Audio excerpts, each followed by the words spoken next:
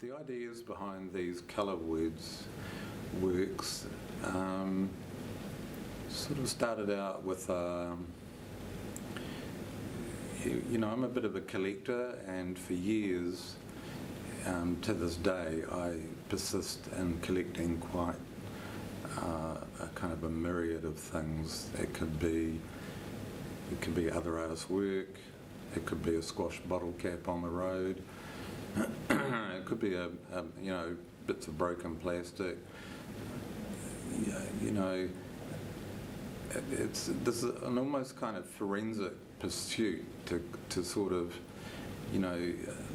looking and collecting at sort of broken bits and pieces of sort of urban flotsam and jetsam.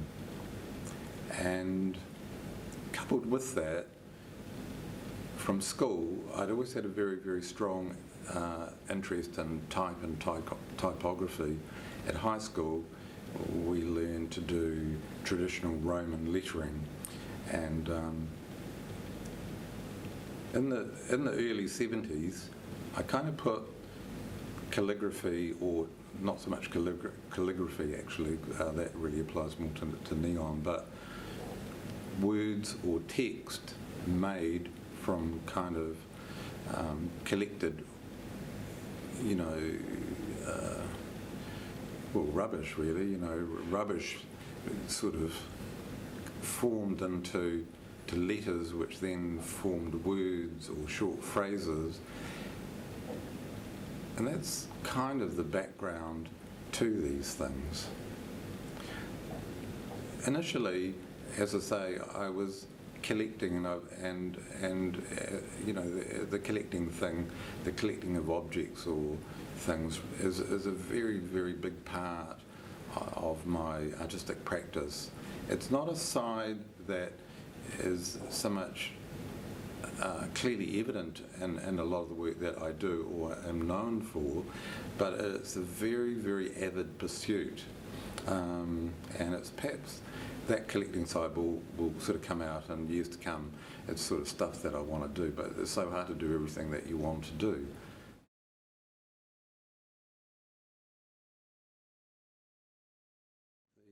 The colour word works, the techniques behind the creation of these works is quite interesting.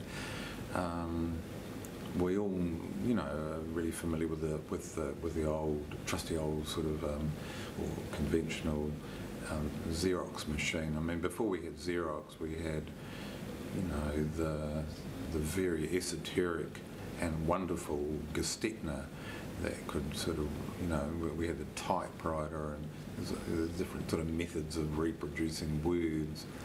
I mean, I always loved the Gestetner because it was so cranky, it was like some donkey that was always wanting to go off and do it, on its own path, but, and it had that purple ink, and you'd end up sort of with purple ink all over you. But then we had Xerox machines, and people would do silly things with Xerox machines, like, like whatever, put their face on it, or put their butt on it, or something. Direct image making. It's kind of fascinating, and it's powerful.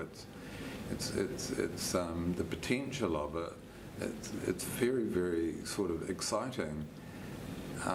But that old type of Xerox technique,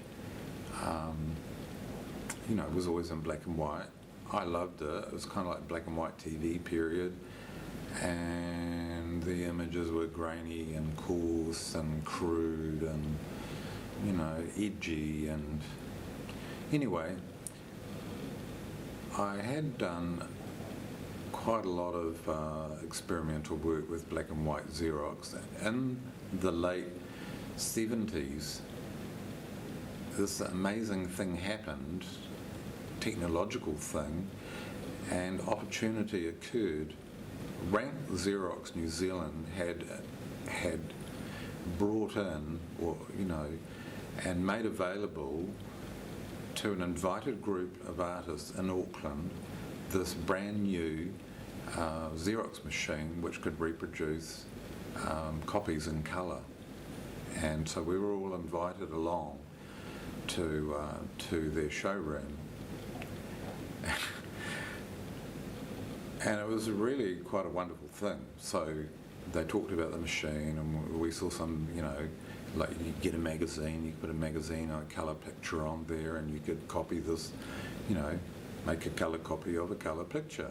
Well, yeah, okay, it was great. And then that was something that was, really quite wonderful. And then they were like, I think the guy there, he maybe got his keys out or something, and a pen and some coins, and he chucked them on the machine.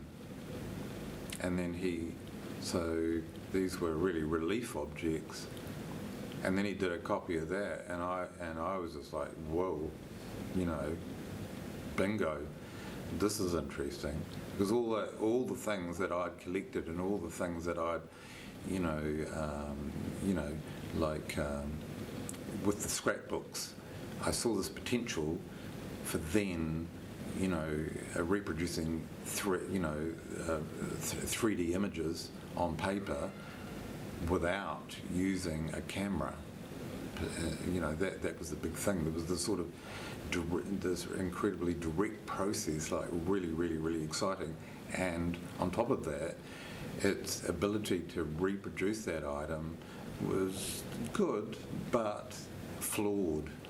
And the images were, a little bit, they were, I don't know, streaky, like streaky bacon. I mean, they're a bit grainy, a bit, burnt out. There were all these kind of, there was all these sort of aspects